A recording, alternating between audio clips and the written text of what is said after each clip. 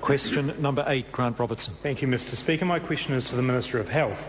Has he been advised of a reduction in funding for home-based health support services in the Wellington region?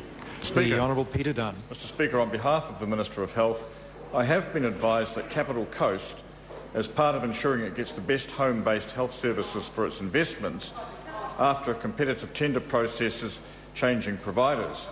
I have also been advised that the Chief Executive has said, and I quote, "There will be no reductions in services people currently receive.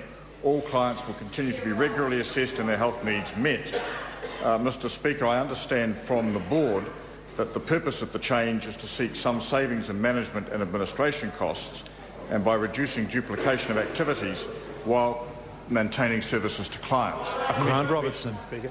How does he reconcile that answer with a reduction since 2010 of $4 million or 30% of the budget for home-based services?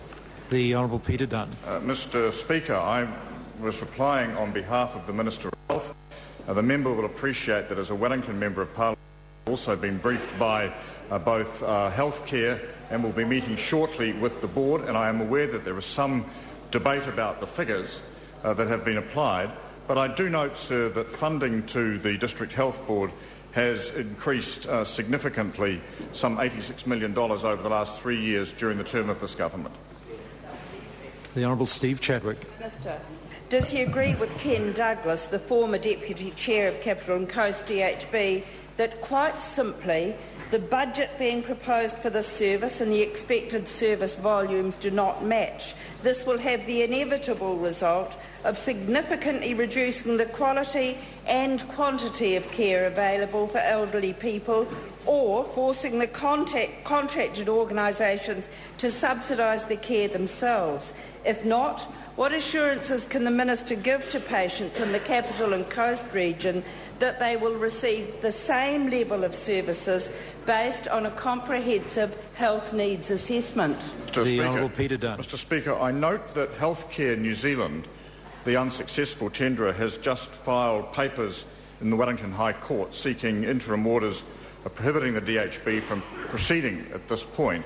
It would therefore be inappropriate for me to provide ministerial comment on the matters the member has raised. As I indicated in response to Mr Robertson, in a non-ministerial capacity I have met with Mr Douglas and I'm very aware of his view.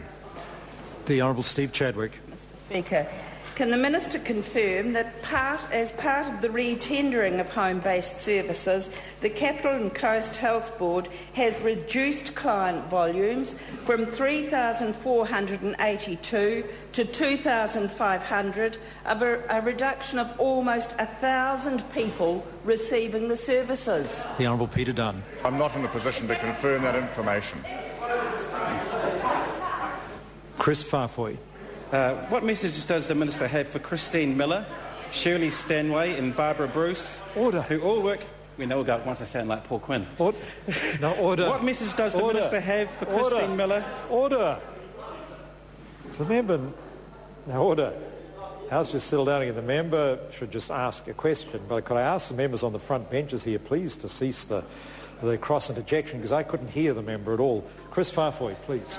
What message does the Minister have for Christine Miller, Shirley Stanway and Barbara Bruce, who all work as home support workers and who contacted my office worried about their jobs, and that there will now be no help for over 400 elderly people who are unable to shower or go to the toilet without assistance? Mr Speaker, I've actually had the same contact as the local Member of Parliament, and I have met at least one of the people concerned, and I've discussed the situation with them.